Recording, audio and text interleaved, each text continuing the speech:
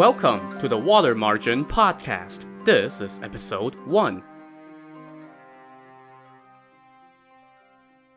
So, you might be asking, what is the water margin, and why is there a podcast about it? It's one of the great classic Chinese novels, and if you're not familiar with it, then picture it this way. Take the story of Robin Hood, amp up the character count to the level of, say, the Iliad, add in a dash of the X-Men, where every superhero has his or her own special powers, mix with some of the elements of brotherhood and magic from Lord of the Rings, infuse it with the bloodthirstiness of the HBO series Rome, and set it against the historical backdrop of one of the golden ages of one of the world's greatest empires, and you will arrive at some approximation of the water margin. Oh, and by the way, for billions of people around the world, the water margin is as significant to their culture as the plays of Shakespeare are to the culture of the West. So, this might be worth a little bit of your time. This podcast is my attempt to retell this great work of Chinese literature in a way that makes it more accessible for English speakers who may not be familiar with the book or with Chinese culture and history. This is actually my second podcast in this vein. The first one was on the novel The Romance of the Three Kingdoms. That podcast ran from 2014 to 2018 and is now complete. So if you want to check that one out, go to threekingdomspodcast.com, spelled with the number 3. I had so much fun with that one and found such an enthusiastic audience that I decided to start this podcast once I wrapped up that project. Much like the Romance of the Three Kingdoms, the water margin is a ubiquitous part of Chinese culture. It's no exaggeration to say that basically every Chinese person is familiar with at least the novel's main characters. The colorful stories from the novel have been told and retold for centuries in tea houses of the Ming Dynasty, on opera stages, on radio programs, in television shows, on the movie screen, and in countless Chinese homes generation after generation. I still remember my dad reading the novel to me during my kindergarten days as he tried to get me to take a nap after lunch. Alas, it didn't do much for my naps since the stories were the opposite of sleep-inducing, but it did plant the seeds of a lifelong love for this novel, and now I want to share that with the half of the world that barely knows this amazing work exists. Before we dive into the story, I want to spend the rest of this episode giving you a brief introduction to the novel and the historical backdrop against which it is set. The English title Water Margin is a literal translation of the Chinese title, and it refers to swamp or marsh.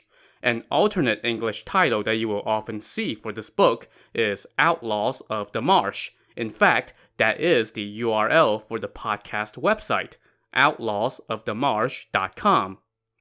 As that title suggests, the novel is about a bunch of outlaws, 108 of them to be exact, who have set up camp on a mountain surrounded by, you guessed it, a marsh. Each of these outlaws have their own backstory, their own special skills, and their own colorful nicknames. They're kind of like comic book superheroes in that way. Or, if you want another contemporary analogy, to borrow a line from my wife, they're like Klingons running amok in 12th century China.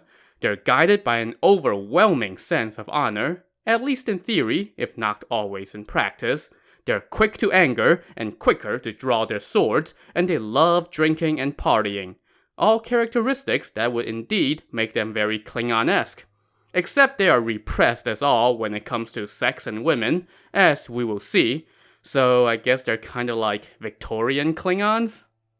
Anyway, the book is a work of historical fiction, and it is almost entirely fictional, with just a little dash of real history. Some of the characters have some loose historical basis, and the places and historical period in which the events are set are real, but beyond that, it's all made up. The novel is set in the northern Song Dynasty, specifically during the reign of the Emperor Huizong. That would put the events of the book somewhere in the years 1101 to 1125. Now, while the novel is set in the early 12th century, it was written sometime in the 14th century during the early Ming Dynasty. There is a lot of disagreement over exactly who wrote the novel. The most commonly held view is that it was written by a scholar named Shi Nai'an, who lived from 1296 to 1372. But there is also a theory that Shi Nai'an was not solely responsible for the full version of the novel that we know today. Many believe that he may have written the first 70 chapters, but that a student of his named Luo Guanzhong wrote the last 30 chapters and edited the novel. Luo Guanzhong, by the way, is himself the generally recognized author of the Romance of the Three Kingdoms, so he potentially had a hand in two of the greatest works of Chinese literature. Not bad for one lifetime. There are also several other theories about the authorship of the water margin. Some believe that Luo Guanzhong himself wrote the whole thing, and that Shi Nai'an was just a pen name, or ink brush name, I guess. There are a couple possible reasons why somebody might write this novel under a pseudonym. The water margin is written in the vernacular, and writing in the vernacular was disdained by scholars of the time, so the author might not have wanted his true name attached to such a low-brow work, or he'll never hear the end of it from his literary friends. Also, the subject matter of this novel could be seen as glorifying outlaws and rebels, which would not sit well with the government, so the author might have opted for a pen name to protect his reputation and, incidentally, life. That said, the idea that Luo Guanzhong wrote the whole thing himself has not gained widespread traction.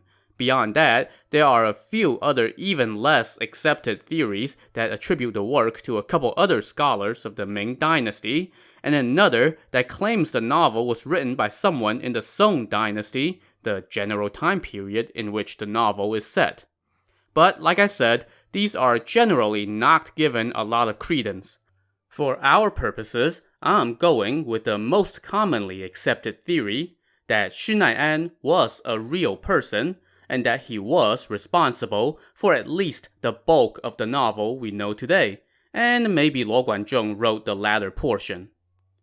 That being the case, I should give you a short introduction to Shi Nai'an.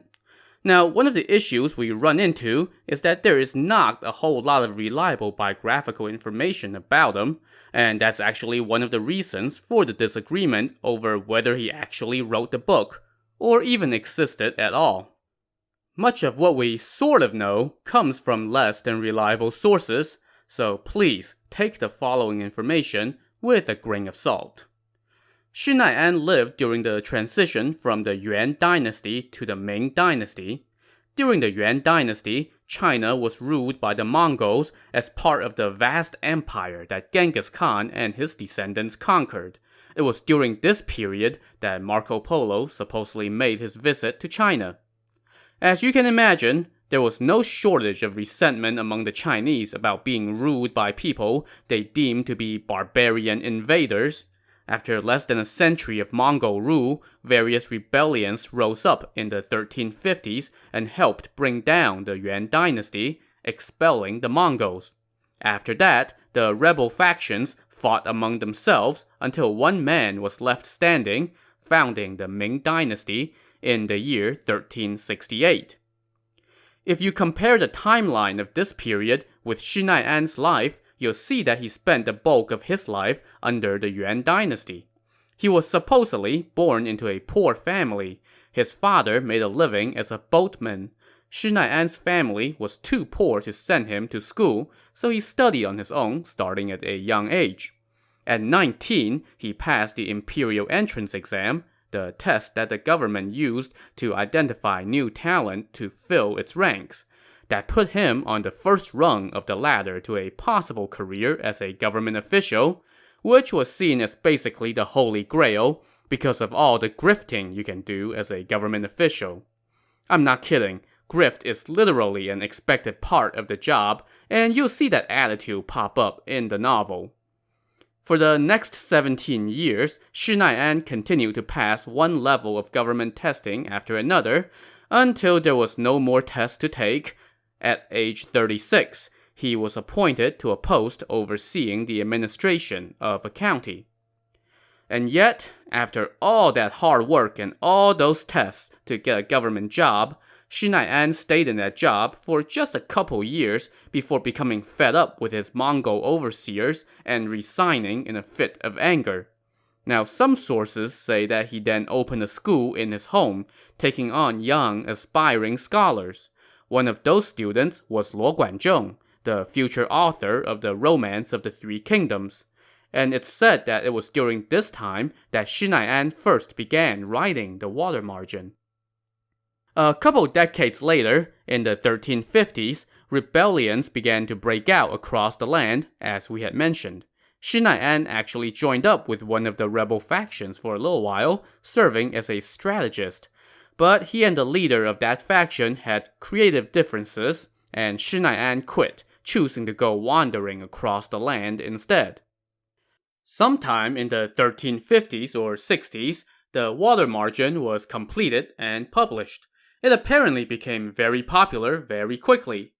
Now, according to one folktale, the novel became a little too popular and rose to the attention of the first emperor of the newly founded Ming Dynasty.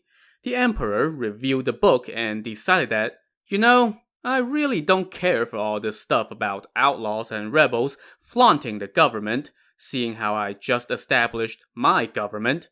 And he suspected Shi Nai'an of harboring thoughts of rebellion. That landed Shi Nai'an in prison. He was released after more than a year, but the damage had been done, his health was failing, and he got even sicker on the way home, so he had to lay up midway on his journey, and he died the next year.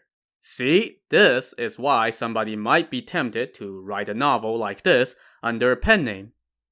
Of course, that's just one unreliable source among many. Other sources simply said that Shi Nai'an died of illness a few years after the publication of the water margin. They don't mention anything about him running afoul of the government.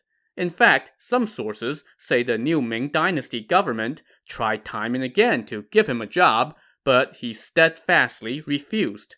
But really, when it comes down to it, like I said before, there is just not that much reliable information about his life, so please do treat all this with a heavy dose of skepticism. If you're interested in reading the novel for yourself, there are several English translations of it. The best of them, in my opinion, is the one by Sidney Shapiro, who was born in Brooklyn, became a naturalized citizen of China, and lived to the ripe old age of 99. He died only a few years ago, in 2014. He spent nearly 50 years working for the state-run foreign languages press in China, translating various works of Chinese literature.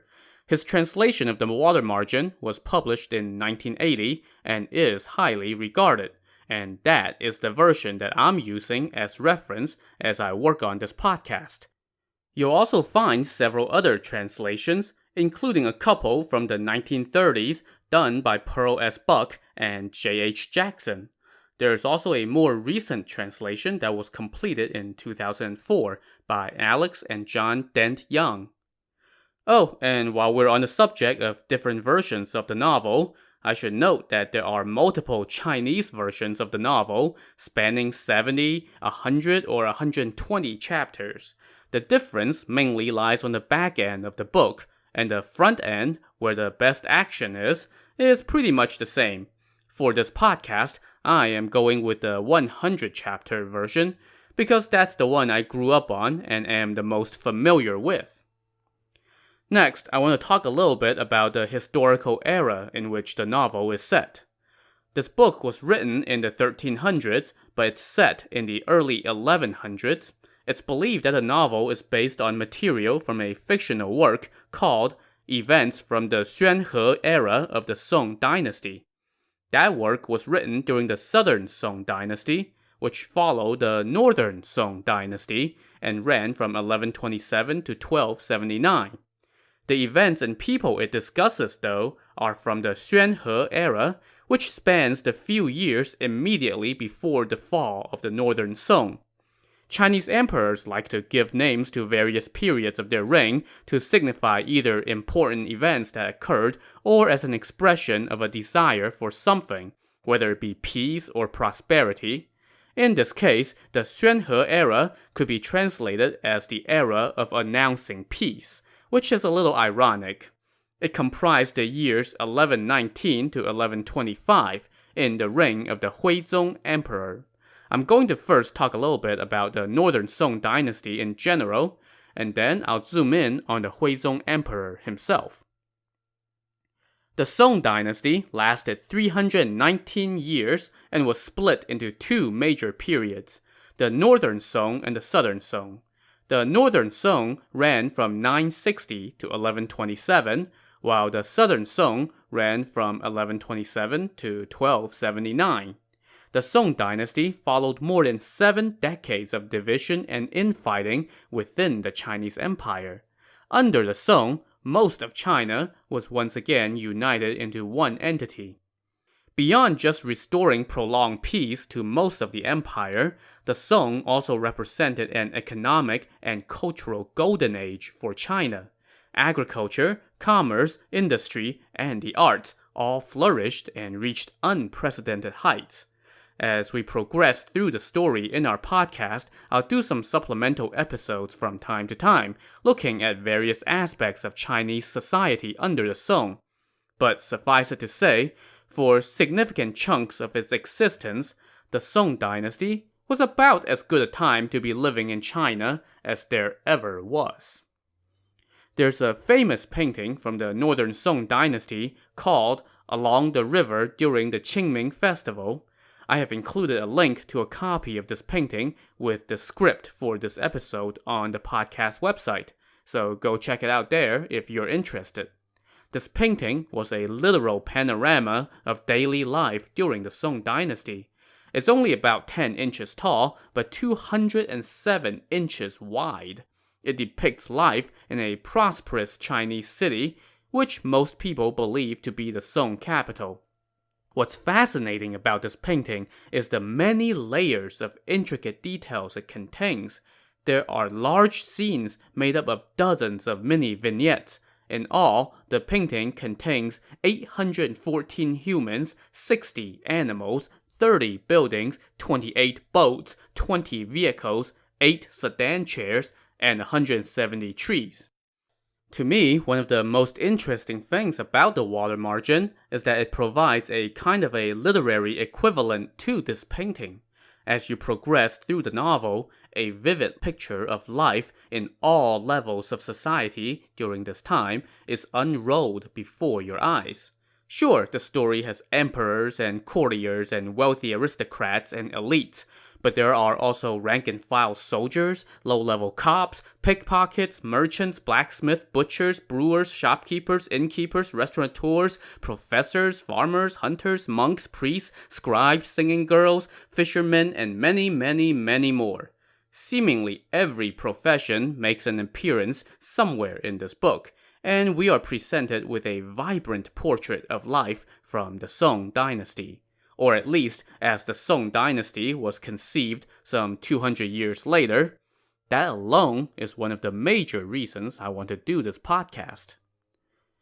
Next, I'm going to talk a little bit about the Huizong Emperor during whose reign the novel was set. He was the 8th emperor of the Song Dynasty. Now, Huizong is just his posthumous title as emperor. His actual name was Zhao Ji, with Zhao being the family name. Zhao Ji was born in the year 1082 and came to the throne at the age of 18. But his ascension was not planned. He was the 11th son of the Shenzong Emperor, and one of his elder brothers became emperor upon their father's death. With the emperorship typically being passed down from father to son, and with the new emperor being in the prime of his life, few would have guessed that Zhao Ji would have much of a shot at the throne. But then, the new emperor died in the year 1100 at the tender age of 23, and he left no son. so the line of succession was going to fall to one of his brothers. The eldest of the remaining brothers would have been first in line for this, except he was plagued by an eye ailment. Eventually, the court, with the support of the Empress Dowager, settled on Zhao Ji as the next leader of the empire, so he became the Emperor Huizong in the year 1100. In retrospect, Huizong was known for primarily two things: being a Bohemian emperor and letting the poop hit the fan as far as the empire was concerned. I'll talk about the Bohemian part first. Huizong was famous for his love of the arts, as well as his own artistic talents. During his reign, the arts occupied a position of supreme importance. In fact, painting became one aspect of the national imperial exam system through which scholars could earn government positions. Huizong was also known for his own paintings, poetry, music, and calligraphy. In fact, his calligraphy style was deemed one of the best in the land. Of course, he also happened to be emperor, so who's gonna put him second, right? Beyond his love of the arts, Huizong also had a love for soft living. He engaged in numerous extravagant construction projects, building pleasure gardens and palaces for himself. This aspect of his reign, in fact, gets mentioned in the story and puts into motion various parts of the plot. He was also known for his love of high-class prostitutes or courtesans. All this love of the arts and soft living had their downside. Huizong turned out to be a pretty lousy emperor when it came to running a country. He trusted some corrupt and inept officials, and his extravagant lifestyle imposed significant hardships on enough of the population that it spurred various peasant uprisings. One group of these rebels, in fact, was the inspiration for the water margin. Huizong also made decisions that destabilized foreign relations with his empire's closest neighbors. In the end, it was during the final years of his reign that the northern Song Dynasty came crashing down. The empire was invaded by the neighboring kingdom of Jin from the north. The Jin went so far as to sack the Song capital, and they captured Huizong and his son. And both of them, in fact, lived out the rest of their lives in the kingdom of Jin as prisoners. The House of Song, meanwhile, lost its northern territories and retrenched in the south, starting the much weaker southern Song dynasty. Huizong's ignominious fate prompted a later historian to remark that, quote, Huizong was good at everything except being emperor. But Huizong's fall is beyond the scope of the water margin. The novel ends about 5 years before the invasion of the Jin. So for the purpose of this podcast, we're not going to get into that. If you're interested in learning more about the Huizong Emperor, there is a 4-part series on him over at Laszlo Montgomery's excellent China History podcast, and I will include a link to that with the show notes. Finally, I want to give you an idea of what to expect from this podcast logistically. Now, this is not my day job, it's a passion project, so I have to proceed at a pace that makes it sustainable and keeps me from burning out. So here's how it will go. I will publish 1 episode a week for 3 straight weeks, and then I'll take a week off. After that, I will start the cycle again. This is the schedule I used for most of the Romance of the Three Kingdoms podcast, and it worked well enough that I'm going to keep it. Of course, I reserve the right to make adjustments on the fly if unforeseen events pop up. All in all, we're probably looking at this being a 3-year project. I'm wholly committed to finishing what I start, so going at a reasonable pace to avoid burnout is important. Second, be sure to check out the podcast website, outlawsofthemarsh.com.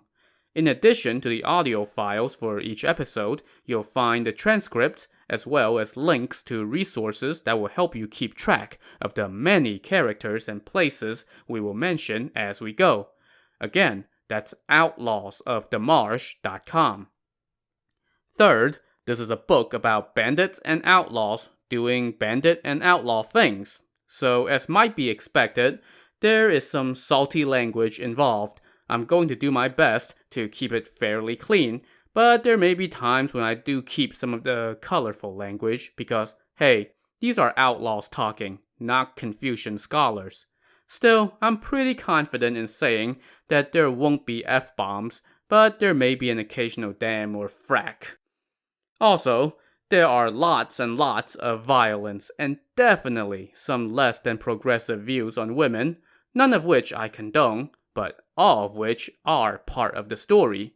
So just beware in case you're listening to this with your kids. And finally, if you have any questions, thoughts, or comments, feel free to send them to me at john@chineselore.com. Again, that's John, John, at chineselore.com. I am also on Twitter, Facebook, and Instagram. Links to all these are on the website, outlawsofthemarsh.com. I'd love to hear from listeners, so please do write. And if you like what you're hearing, please help spread the word about the podcast and give it a rating in iTunes or the Apple Podcast app on your phone. Ratings on other apps are also appreciated, but really, the iTunes and Apple Podcast rating is the most important one, since that's where a large segment of podcast listeners discover new shows. Alright, I think that's enough information to get us started. I hope you will join us as we dive into the novel on the next episode of the Water Margin Podcast. Thanks for listening.